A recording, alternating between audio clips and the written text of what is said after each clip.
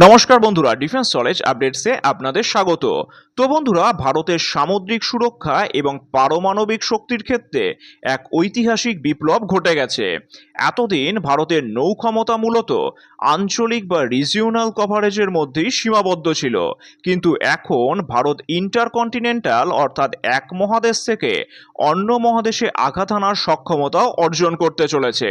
আজকে আমরা কথা বলবো ভারতের নতুন S-4 ক্লাস অর্থাৎ আইএনএস আরিথামান সাবমেরিন এবং বিধ্বংসী K-5 মিসাইল নিয়ে, যা ভারতকে বিশ্বের হাতে গোনা কয়েকটি শক্তিশালী দেশের তালিকায় প্রথম সারিতে নিয়ে এসেছে। ভারতের আরিহান্ত ক্লাসের সাবমেরিনগুলোর পর এবার আসছে S-4 ক্লাস। সম্প্রতি অত্যন্ত গোপনীয়তার সাথে আইএনএস আরিথামান S-4কে ভারতেও নৌবাহিনীতে অন্তর্ভুক্ত করা হয়েছে। আর এটি বিশেষ কেন, তাহলে দেখুন, আরিহান্ত ক্লাসের তুলনায় S-4 ক্লাসের সাবমেরিনগুলোর দৈর্ঘ্য অনেক বড়, আর এতে আছে স্টেজ হাল অর্থাৎ আর্কিটেকচার। আর এই সাবমেরিনের 8টি বড় ভার্টিক্যাল লঞ্চ টিউবও রয়েছে, যেখানে আগের ভার্সনগুলোতে লঞ্চ টিউবের সংখ্যা কম ছিল। আর এটি সমুদ্রের অনেক গভীরে গিয়ে দীর্ঘ সময় লুকিয়ে থাকতে পারে, যা একে একটি নিখুঁত সেকেন্ড স্ট্রাইক প্ল্যাটফর্ম হিসেবেও গড়ে তুলেছে। আপনারা জানেন যে বর্তমানে আমাদের সাবমেরিনগুলোতে K-4 SLBM ব্যবহৃত হয়। চলুন দেখে নেই K-5 আসার পর কি কি পরিবর্তন হতে চলেছে। তাহলে দেখুন, K-4 মিসাইলের পাল্লা ছিল প্রায় 3500 কিলোমিটার, কিন্তু নতুন K-5 মিসাইল 5000 থেকে 6000 কিলোমিটার দূরের লক্ষ্যবস্তুতে আঘাত আনতে সক্ষম। আর এর মানে হলো ভারত এখন সমুদ্রের নিচ থেকে ইন্টারকন্টিনেন্টাল রেঞ্জে পৌঁছতে পারবে। আর K-4 ছিল ম্যানোলিথিক ওয়ারহেড, কিন্তু K-5 মিসাইলে থাকবে MIRV অর্থাৎ multiple independently targetable re-entry vehicle প্রযুক্তি।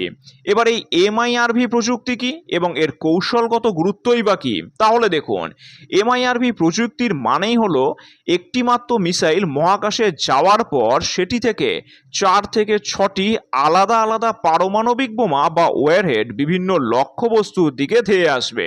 শত্রুপক্ষের র্যাডার বা মিসাইল ডিফেন্স সিস্টেম একটি মিসাইলকে আটকাতে পারলেও একসাথে 5 থেকে 6টি লক্ষ্যবস্তুকে আটকানো প্রায় অসম্ভব। আর এর ফলে ভারত এখন অত্যন্ত নির্ভুলভাবে এবং একসাথে একাধিক শত্রু ঘাঁটি ধ্বংস করতে পারবে।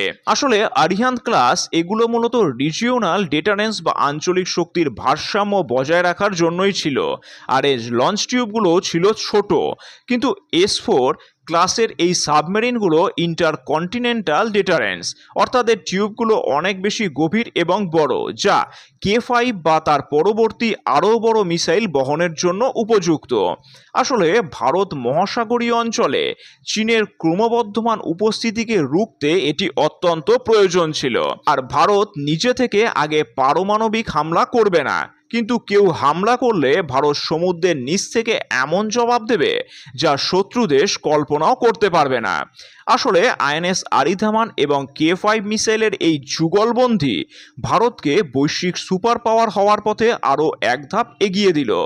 আপনারা কি মনে করেন, ভারতের কি আরও বেশি সংখ্যায় এই ধরনের সাবমেরিন তৈরি করা উচিত? আপনাদের মতামত অবশ্যই নিচে কমেন্ট করে জানাবেন। আর চ্যানেলটি ভালো লাগলে অবশ্যই লাইক, শেয়ার ও সাবস্ক্রাইব করে দেবেন। ধন্যবাদ।